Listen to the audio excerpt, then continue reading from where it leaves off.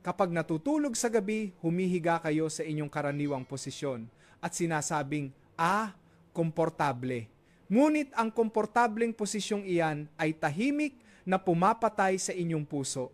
Nagigising ba kayo sa madaling araw na masikip ang dibdib o naninigas ang leeg at balikat? Hindi po iyan dahil sa edad.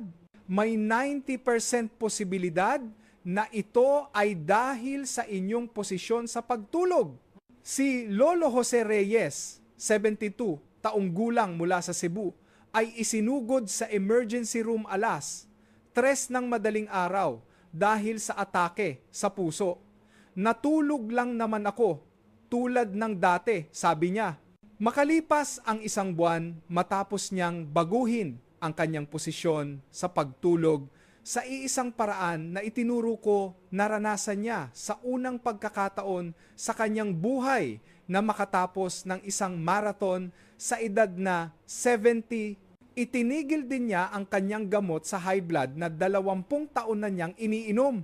At nang bumisita siya pagkatapos ng 1 taon, ipinagmalaki niya na ang kanyang taunang gastusin sa ospital ay bumaba mula libong-libong-libong hanggang 1,500 na lang. Mayroong 5 posisyon na hindi dapat gawin paglampas ng edad 60. Sigurado akong isa rito ay ginagawa ninyo, ngunit ang pinakapanganib ay ang posisyong ginagawa ng 97% ng mga tao. Kung panonoorin ninyo ang video na ito hanggang sa dulo, tulad ni Lolo Jose Reyes, mababawasan ninyo ang gastusin sa ospital mula or 400,000 hanggang or 5,000. Ngunit kung hindi ninyo ito tatapusin, hindi lang kayo mawawalan ng hindi bababa sa 200,000 kada taon sa gastusing medikal, kundi mapapaaga rin ng 10 taon ang inyong buhay dahil sa pagtulog. Ang pag-subscribe at pag-like ay libre. Tanggapin ang impormasyong nakapagliligtas buhay sa pinakamabilis na paraan dito sa Lakas ng Buhay. Mag-iwan ng komento kung anong posisyon ang inyong ginagamit sa pagtulog at panoorin hanggang sa dulo. Magsimula na po tayo. Ang 5 ay ang pagtulog ng nakadapa. Mayroon ba sa inyo na natutulog ng nakadapa? Iyon ang posisyon kung saan nakalapat ang tiyan sa kama at nakapihit ang mukha sa isang tabi. Maaring komportable ito noong bata pa, ngunit paglampas ng edad bini-60, ito ay tunay na mapanganib. Bakit? Una, ang leeg ay nananatiling nakapilipit sa isang direksyon. Noong kabataan, kinakaya ito ng matibay na buto sa leeg, ngunit sa pagtanda, humihina ang pagitan ng mga buto sa leeg. Kaya sa paggising sa umaga, masakit at hindi maigalaw ang leeg. Ang mas nakakatakot ay ang paghirap sa paghinga. Kapag nakadapa, naiipit ang dibdib kaya hindi lubusang makabuka ang mga baga. Noong bata pa, okay lang dahil maganda ang lung function, ngunit paglampas ng edad 65, bumababa ng halos 30% ang lung function. Sa ganoong sitwasyon, kung matutulog ng nakadapa, magkukulang sa oxygen buong gabi. Ibahagi ko ang kwento ng isang pasyente na personal kong nakita. May isang lolo, si Lolo Roberto Cruz, 68 taong gulang mula sa Davao. Naging ugali niya ang pagtulog ng nakadapa sa buong buhay niya. Ngunit isang madaling araw bigla siyang nagising na hindi makahinga. Doktor, buong buhay ko na po akong ganito matulog. Bakit biglang nagkaganito, tanong niya. Nang suriin namin, napakababa ng kanyang oxygen level sa gabi. Dahil sa hirap huminga, habang nakadapa, hindi nakakarating ng maayos ang oxygen sa kanyang utak. Kaya sinabihan ko si Lolo Roberto na baguhin ang kanyang posisyon. Noong una sabi niya, paano ko babaguhin? Buong buhay ko na akong ganito matulog. Ngunit nang ipaliwanag ko na buhay niya ang nakataya, sinikap niya. Ano ang naging resulta? Sa loob lamang ng 2 linggo, nawala ang kanyang paggising sa madaling araw dahil sa hirap huminga. Pagkalipas ng 1 buwan, masaya niyang sinabi, Doktor, ngayon lang ako nakatulog ng ganito kahimbing sa loob ng 20 taon. Tandaan ninyo, ang pagtulog ng nakadapa ay para lamang sa mga bata. Paglampas ng edad 60, mapanganib ito sa buto ng leeg at nagpapahirap sa paghinga. Ngunit ito ay pang-5 pa lamang. Ang pang-apat ay mas nakakatakot na posisyon. Ang pang-4 ay ang pagtulog ng nakatihaya. Bakit mapanganib ang pagtulog ng nakatihaya? Hindi ba't ito ang pinakatamang posisyon maaaring iniisip ninyo? Noong una, ganoon din ang aking akala. Ngunit paglampas ng edad 60, nag-iiba ang lahat. Kapag natutulog ng nakatihaya ang dila at ang mga laman sa likod ng lalamunan ay bumabagsak dahil sa gravity. Noong bata pa, pinapanatiling bukas ng malakas na mga kalamnan sa leeg ang daanan ng hangin, ngunit sa pagtanda, humihina ang mga kalamnan na ito. Kaya kapag natutulog, kumikipot o nagsasara ang daanan ng hangin, ito ay tinatawag na sleep apnea, isang nakakatakot na kondisyon kung saan humihinto ang paghinga ng 10 segundo o higit pa habang natutulog. Hindi lang isang beses ito nangyayari, kundi 10 o kahit daan-daang beses sa isang gabi. Sa bawat paghinto, hindi nakakatanggap ng oxygen ang utak. Magbibigay ako ng isang tunay na kaso. May isang lola, si Lola Maria Santos, 71 taong gulang mula sa Maynila. Buong buhay niyang inakala na ang pagtulog ng nakatihaya ang tamang posisyon. Ngunit nitong mga huling araw, madalas siyang makalimot at inaantok sa umaga. Doktor, 8 oras naman akong natutulog sa gabi, bakit po ako laging pagod, tanong niya.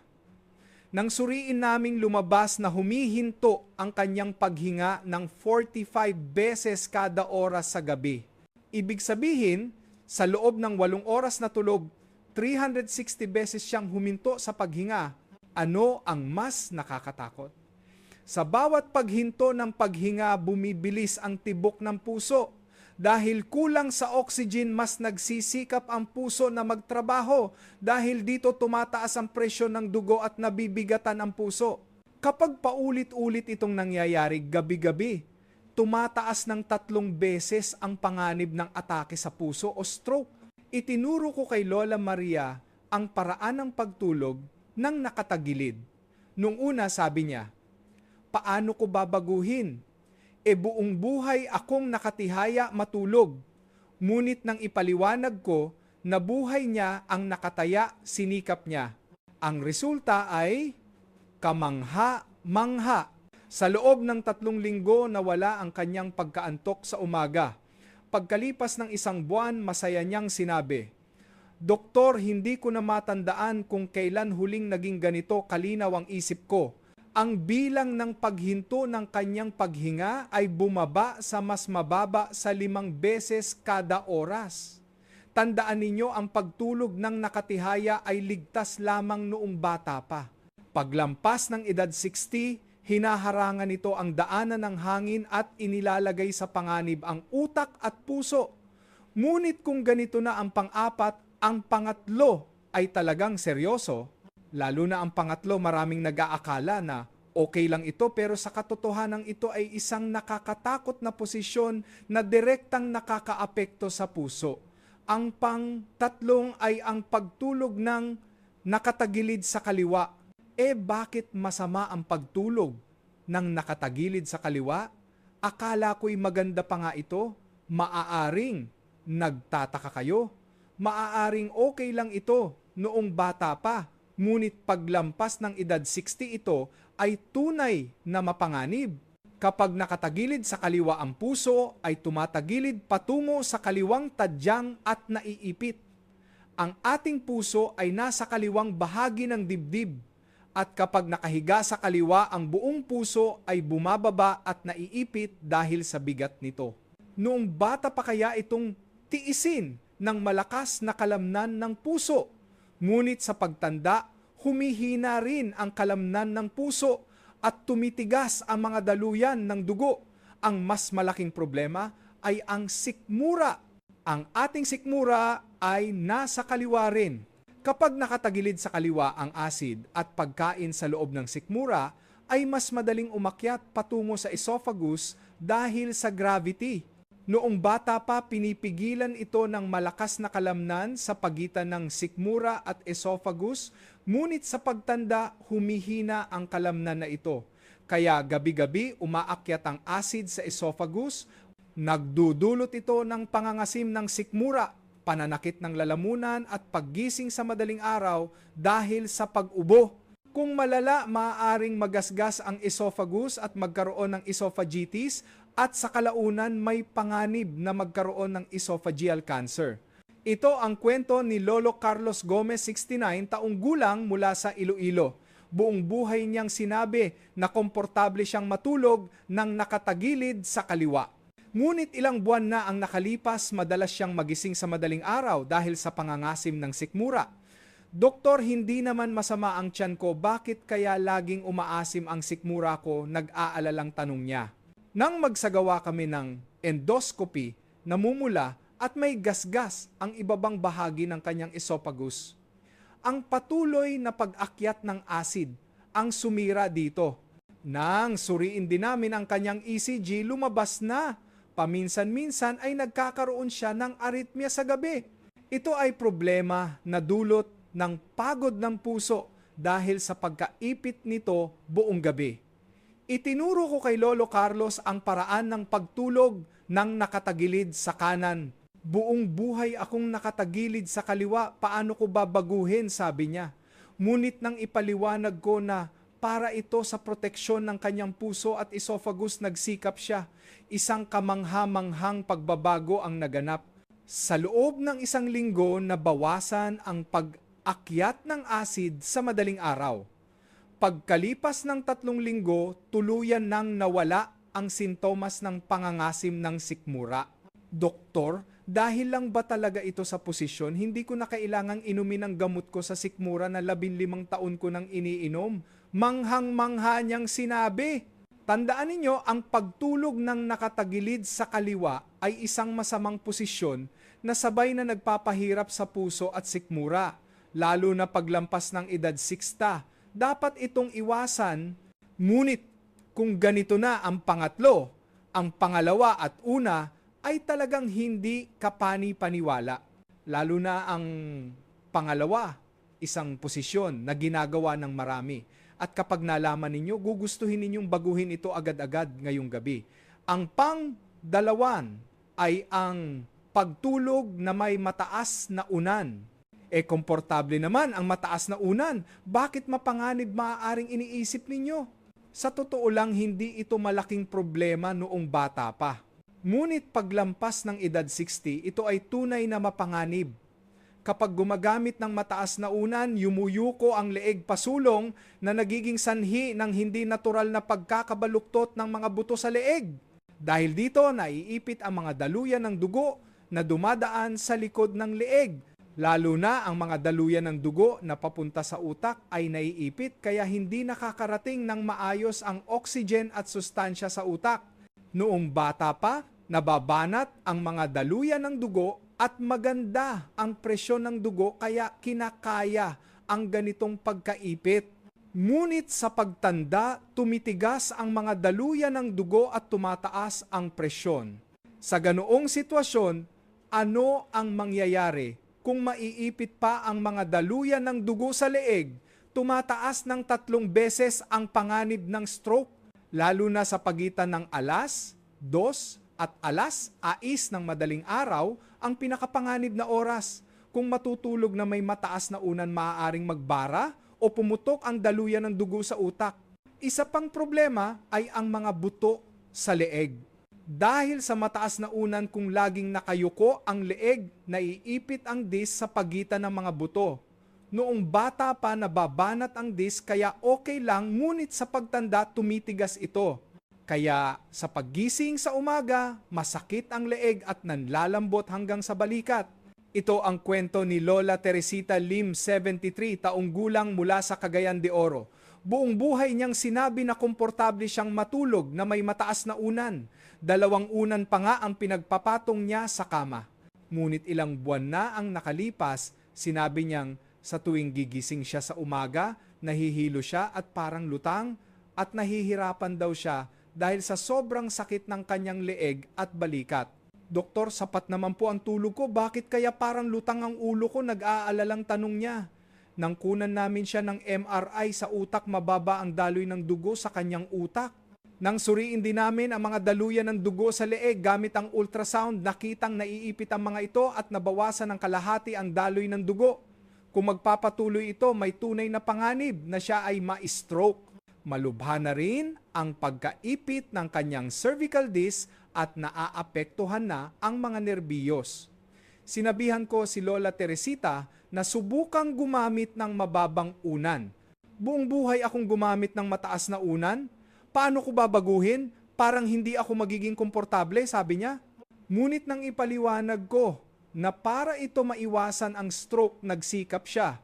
Ang resulta ay kamangha-mangha, sa loob ng 1 linggo nabawasan ang sintomas ng pagiging lutang sa umaga. Pagkalipas ng 3 linggo, bumuti rin ng malaki ang pananakit ng kanyang leeg at balikat. Doktor, nakakagulat na dahil lang pala ito sa unan. Hindi ko na matandaan kung ilang taon na ang nakalipas mula nang maging ganito. Kalinaw ang isip ko, masaya niyang sinabi. Tandaan ninyo, ang mataas na unan ay isang nakakatakot na ugali na sabay na naglalagay sa panganib, sa utak at mga buto sa leeg. Lalo na paglampas ng edad 60, dapat itong iwasan. Ngunit kung ganito na ang pangalawa, ang una ay talagang nakakagulat. Ang pang-1 ay ang pagtulog ng nakaunat ang mga binti. Bakit mapanganib ang pagtulog ng nakaunat ang mga binti? Hindi ba't ito ang pinakanatural na posisyon? Maaaring nagulat kayo. Nung una, ganoon din ang aking akala. Ngunit paglampas ng edad 60, ang posisyong ito ang pinakapanganib kapag natutulog ng nakaunat ang mga binti. Labis na kumukurba paatras ang gulugod. Noong bata pa kayang suportahan ng malalakas na kalamnan sa likod ang posisyong ito? Ngunit sa pagtanda, humihina ang mga kalamnan sa likod at numinipis ang disc sa pagitan ng mga buto. Dahil dito, nagkikiskisan ang mga buto sa likod at naiipit ang mga nerbiyos. Lalo na kung ang nerbiyos na papunta sa mga binti ang naiipit, nangangalay ang mga binti at kung malala, maaaring magdulot ng pagkaparalisa. Kung matutulog sa ganitong posisyon, gabi-gabi mas lalong naiipit ang lumbar disc at may panganib na ito ay pumutok. Ang mas malaking problema ay ang sirkulasyon ng dugo. Kapag nakaunat ang mga binti, ang mga daluyan ng dugo sa likod ng binti ay nababanat na nagpapahirap sa pagbalik ng dugo sa puso. Lalo na sa mga matatanda na mahina ang mga kalamnan. Sa binti, maaring mamuo ang dugo sa mga binti at magdulot ng blood clot. Kung ang blood clot na ito ay mapunta sa puso o utak, maaari itong magdulot ng atake sa puso o stroke. Ito ang kwento ni Lolo Antonio Garcia, 76 taong gulang mula sa Palawan. Buong buhay niyang sinabi na masarap matulog ng nakaunat ang mga binti. Ganon daw siya natutulog mula pa noong nasa militar. Ngunit sa mga nakaraang taon, sobrang sakit na raw ng kanyang likod at madalas mangalay ang kanyang mga binti. Lalo na sa paggising sa umaga, sobrang sakit daw ng kanyang likod at matagal bago niya ito maiunat. Doktor, buong buhay naman akong nag-e-ehersisyo at malusog, bakit kaya ganito kasakit ang likod ko? Dismayado niyang tanong. Nang kunan namin siya ng MRI sa likod 3 lumbar disc niya, ang malubhang naiipit. Nang suriin din ang mga daluyan ng dugo sa kanyang binti, may nakitang maliliit na blood clots sa kanyang binti. Kung magpapatuloy ito, may tunay na panganib na pumutok ang kanyang lumbar disc at kailanganin siyang operahan. Kung lalaki pa ang mga blood clot, may panganib na mapunta ito sa kanyang puso o utak. Itinuro ko kay Lolo Antonio ang paraan ng pagtulog na bahagyang nakabaluktot ang mga tuhod. Maglalagay ng unan sa pagitan ng mga binti at bahagyang ibaluktot ang mga tuhod. 76 taon akong natulog nang nakaunat ang mga binti. Paano ko babaguhin? Sabi niya. Ngunit nang ipaliwanag ko na para ito maiwasan ang operasyon sa likod, nagsikap siya. Ang resulta ay parang isang himala. Sa loob ng 2 linggo, nabawasan ng kalahati ang sakit sa kanyang likod sa paggising sa umaga. Pagkalipas ng 1 buwan, halos nawala na rin ang pangangalay ng kanyang mga binti. Doktor, dahil lang ba talaga ito sa posisyon? Handa na ako sa operasyon sa likod, pero sa pagbabago lang ng posisyon, ganito na ang naging pagbuti ko, sabi niya habang lumuluha. Tandaan ninyo, ang pagtulog ng nakaunat ang mga binti, ang pinakapanganib na posisyon na sabay na sumisira sa likod at mga daluyan ng dugo sa binti. Ginagawa ito ng 97% ng mga tao, ngunit paglampas ng edad 60, dapat itong iwasan. Ngayon, narito na ang pinakamahalagang tanong. Kung gayon, anong posisyon ang dapat gamitin sa pagtulog para maging ligtas? Ano ang tamang posisyon sa pagtulog na nagpoprotekta sa buhay? Ngayon ay ibibigay ko sa inyo ang pinakamahalagang sagot. Ano ang pinakaligtas at pinakamalusog na posisyon sa pagtulog? Ang sagot ay ito. Bahagyang pagtagilid sa kanan, natural na pagbaluktot ng mga tuhod at paglagay ng maliit na unan sa pagitan ng mga binti. At ang unan ay dapat may tamang taas para mapanatili ang natural na kurba ng leeg. Bakit ito ang pinakamagandang posisyon? Una, kapag nakatagilid sa kanan ang puso ay nasa itaas na bahagi kaya hindi ito naiipit. Maiiwasan din ang acid reflux kaya magiging komportable ang tiyan. Ikalawa, kapag nakabaluktot ang mga tuhod, napapanatili ng gulugod ang natural na S-curve nito. Mas mababa ang bigat sa likod kumpara sa pag-unat ng mga binti. Ikatlo, kapag may unan sa pagitan ng mga binti, nagiging matatag ang balakang at nagiging komportable ang mga daluyan ng dugo sa binti, kaya bumubuti ang sirkulasyon ng dugo. Ikaapat, ang unan na may tamang taas ay nagpoprotekta sa mga buto sa leeg at hindi nakakasagabal sa daloy ng dugo papunta sa utak. Ang mga pagbabago sa mga taong nagbago sa posisyong ito ay talagang kamangha-mangha. Si Lolo Jose Reyes na nabanggit ko kanina ay nakatapos pa ng marathon matapos baguhin ang kanyang posisyon. Si Lolo Roberto Cruz ay nawalan ng hirap sa paghinga sa loob ng 2 linggo at si Lola Maria Santos ay luminaw ang isip. Si Lolo Carlos Gomez ay nakatigil sa pag-inom ng gamot sa sikmura at si Lola Teresita Lim ay bumuti ang daloy ng dugo sa utak at si Lolo Antonio Garcia ay naiwasan ng operasyon sa likod. Ngunit ang mahalaga dito ay hindi lamang ang pagbabago ng posisyon.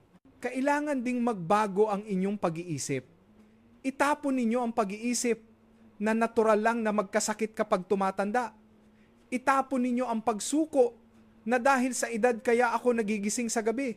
Sa isang maliit na pagbabago lamang, maaaring magbago ng tuluyan ang natitirang bahagi ng inyong buhay.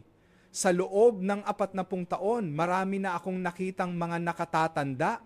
Alam ninyo ba kung ano ang karaniwang katangian ng mga taong malusog at mahaba ang buhay?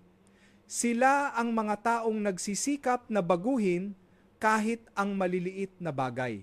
Ang pagbabago ng posisyon sa pagtulog ay isa sa mga maliliit na pagsisikap na iyon. Ngunit ang maliit na pagbabagong ito ang magpoprotekta sa inyong puso, utak at likod. Mga kaibigan, simulan ninyo ito ngayong gabi. Maaring hindi komportable sa una. Hindi madaling baguhin ang isang ugali na nakasanayan na sa buong buhay. Ngunit tiisin ninyo ito kahit 1 linggo lang. Siguradong mararamdaman ninyo ang pagbabago.